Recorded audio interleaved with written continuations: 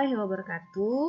Jumpa lagi dengan Ibu Ika di channel edukasi membahas mata pelajaran IPA kelas 9 sekolah menengah pertama. Pada video kali ini kita akan mempelajari partikel penyusun benda dan makhluk hidup bagian pertama.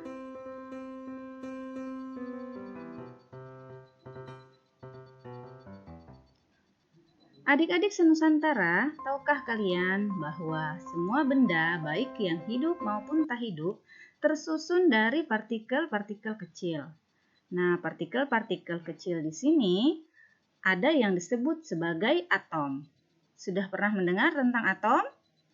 Ya, pembahasan tentang atom sudah pernah kita bahas pada materi listrik statis kelas 9 semester 1. Untuk lebih memahami bagaimana itu atom, kalian simak juga video listrik statis tadi ya. Jangan lupa sebelum lanjut menonton, tekan like dan subscribe.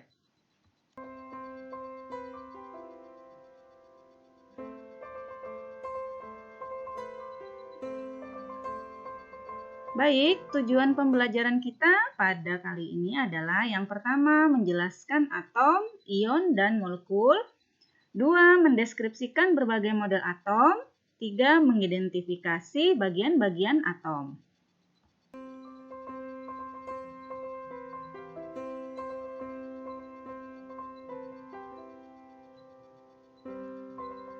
Nah, adik-adik senusantara, atom merupakan bagian terkecil dari suatu benda yang sudah tidak dapat dibagi-bagi lagi, tetapi masih memiliki sifat unsur pembentuknya.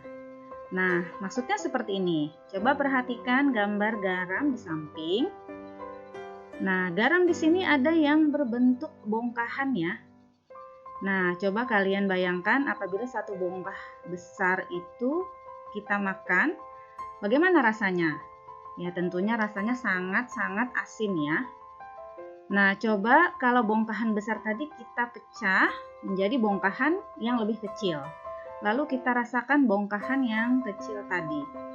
Nah, tentunya rasanya juga masih sama, asin, tetapi tidak terlalu asin seperti bongkahan yang besar. Lalu bagaimana seandainya bongkahan kecil tadi kita pecah lagi sampai halus, seperti gambar di bawah. Nah, misalnya garam yang sudah halus ini tadi, kita ambil satu butir, lalu kita rasakan, maka apa yang kita rasakan atau yang kalian rasakan? Nah, sebenarnya rasanya masih tetap asin, tapi tidak terlalu asin seperti bongkahan yang sebelum-sebelumnya. Nah, inilah yang dinamakan dengan atom. Bahwa atom merupakan bagian terkecil dari suatu benda yang tidak dapat dibagi-bagi lagi, tetapi masih memiliki sifat yang sama dengan unsur pembentuknya. Jadi atom garam akan memiliki sifat yang sama dengan unsur garam. Berbeda dengan atom gula, berbeda dengan atom besi, atom tanah, dan lain-lain. Nah, karena atom di sini dimiliki oleh semua benda ya, baik benda yang hidup maupun benda tak hidup. Dengan kata lain, atom adalah partikel terkecil yang menyusun suatu unsur.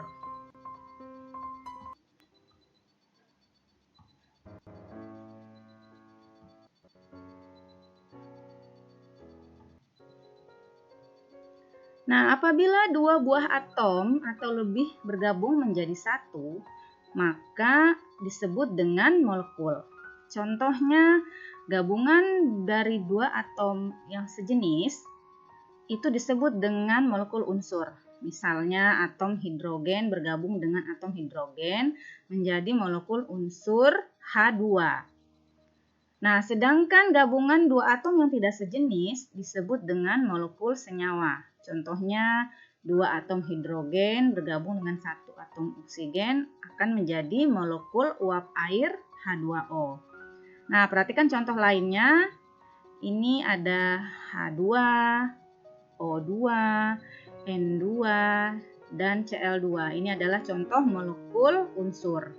Sedangkan ini adalah contoh molekul senyawa NOH2O, NO2, dan CO2 atau yang sering kita kenal dengan karbon dioksida.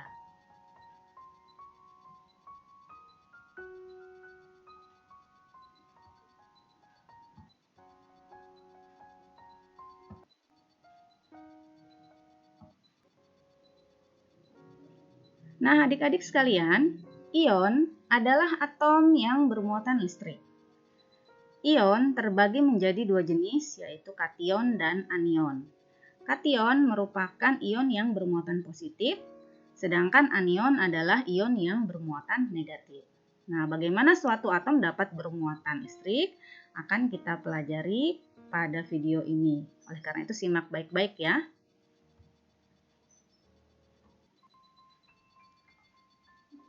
Nah, sebelum kita membahas bagaimana atom dapat bermuatan listrik, tadi kita bahas dulu tentang teori atom. Penemu atom yang pertama adalah John Dalton pada tahun 1803. Dalton melakukan percobaan dan menyimpulkan bahwa atom sebagai bola pejal dan merupakan bagian terkecil yang tidak dapat dibagi lagi. Setiap unsur terdiri atas atom-atom yang identik satu sama lain. Atom-atom dari unsur berbeda juga sifatnya. Atom-atom dapat bergabung membentuk molekul.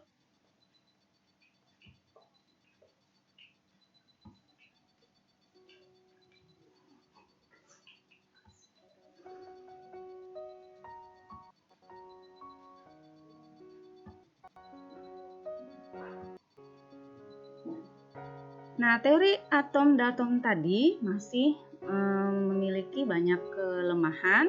Oleh karena itu, disempurnakan oleh Joseph John Thomson pada tahun 1897, di mana Thomson melakukan percobaan menembakkan sinar katode yang bermuatan positif ke bola pejal, sehingga hasil dari percobaan tersebut, sinar katode tadi memantul. Nah, maka Thomson berkesimpulan bahwa di dalam atom itu terdapat muatan listrik positif juga yang dapat memantulkan sinar katode positif tadi. Nah, lalu sinar katode yang ditembakkan tadi tidak semuanya terpantul, ada juga yang sebagian terserap. Oleh karena itu, Thomson menyimpulkan bahwa di dalam atom itu terdapat elektron-elektron yang bermuatan negatif. Nah, teori atom Thomson ini dikenal dengan teori Rotich-Smith. Nah, atom disinilah ditemukan bahwa atom memiliki partikel positif dan negatif.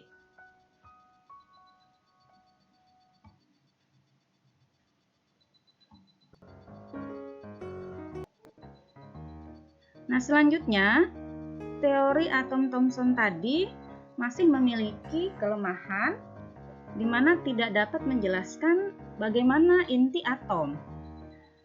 Nah, kelemahan tersebut disempurnakan oleh murid dari Thomson sendiri, yaitu Ernest Rutherford pada tahun 1911, di mana Ernest melakukan percobaan yang hampir sama dengan percobaan Thomson, menembakkan sinar katode lalu ditambah dengan lempengan emas. Dari hasil percobaan tersebut, Ernest menyimpulkan bahwa atom berbentuk bola yang di tengah-tengahnya terdapat inti atom yang merupakan pusat muatan positif dan pusat massa. Sedangkan elektron-elektron bergerak berputar mengelilingi inti atom. Nah, di percobaan Thomson tidak menjelaskan bagaimana elektron dan proton secara rinci. Pada percobaan Rutherford menyimpulkan bahwa proton tidak tersebar merata di dalam atom, melainkan terpusat di tengah atau pada inti atom, sedangkan elektronnya berada pada kulit atom atau pada yang bergerak mengelilingi inti atom.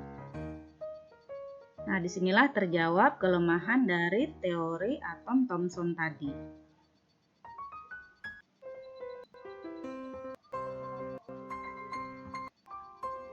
Lalu kemudian teori atom Rutherford tadi disempurnakan kembali oleh Niels Bohr pada tahun 1913 yang menyimpulkan bahwa atom terdiri atas inti atom yang menjadi pusat massa atom dan pusat muatan positif, sedangkan elektron bergerak mengelilingi inti atom pada lintasan tertentu atau orbit yang disebut kulit atom. Selama elektron bergerak mengelilingi inti pada orbitnya, elektron tidak memancarkan atau kehilangan energi. Nah, pada teori atom Bohr ini sudah lebih mendetail menjelaskan bagaimana gerakan elektron. Nah, pada teori atom Rutherford sebelumnya tidak menjelaskan di mana persisnya letak elektron yang mengelilingi inti atom. Nah, pada teori Niels Bohr sudah menjelaskan bahwa elektron berada pada kulit atom. Sehingga di sini disimpulkan bahwa atom memiliki kulit yang berlapis-lapis. Satu orbit atau satu kulit atom bisa diisi lebih dari satu elektron. Nah, teori Niels Bohr ini dikenal dengan teori atom modern yang masih terus dikembangkan sampai sekarang.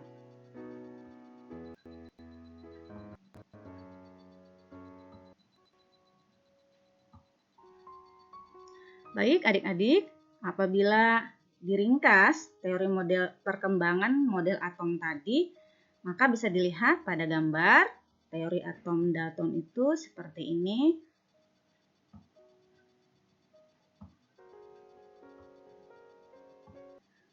Jadi teori atom Dalton itu berbentuk bola pejal, sedangkan teori atom Thomson roti kismis dengan muatan positif tersebar merata di seluruh atom. Kemudian teori Rutherford menjelaskan bahwa terdapat inti atom yang bermuatan positif, lalu elektron berada mengelilingi inti atom. Kemudian disempurnakan oleh Niels Bohr bahwa elektron menempati kulit-kulit atom. Nah, teori yang terbaru tentang model atom disebut dengan teori mekanika kuantum. Nah, bagaimana teori mekanika kuantum ini? Lebih jelasnya akan kalian pelajari nanti di tingkat SMA. Jadi untuk SMP ini kita mempelajari teori sampai teori atom Bohr saja atau teori atom modern.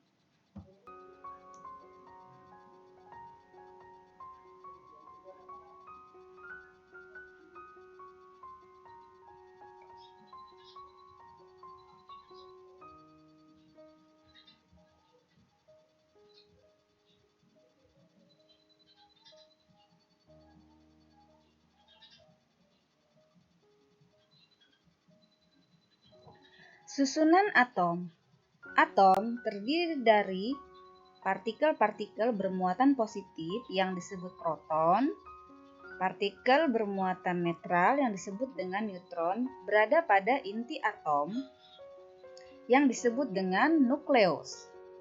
Sedangkan elektron, yaitu partikel yang bermuatan negatif, berada pada kulit atom, bergerak mengelilingi inti atom. Kulit atom memiliki lebih dari satu elektron, dan satu buah atom dapat memiliki beberapa lapis kulit atom. Nah, jadi seperti inilah kira-kira susunan di dalam sebuah atom yang sangat kecil tadi. Jadi, ternyata adik-adik, atom yang sudah sangat kecil tadi, di dalamnya masih terdapat partikel-partikel lagi yang lebih kecil. Baik, sampai di sini dulu penjelasan kita tentang partikel hidup, benda hidup dan tak hidup. Sampai bertemu nanti di video bagian kedua yang lebih detail nanti membahas tentang nomor atom dan nomor massa. Jangan lupa like dan subscribe ya. Assalamualaikum warahmatullahi wabarakatuh.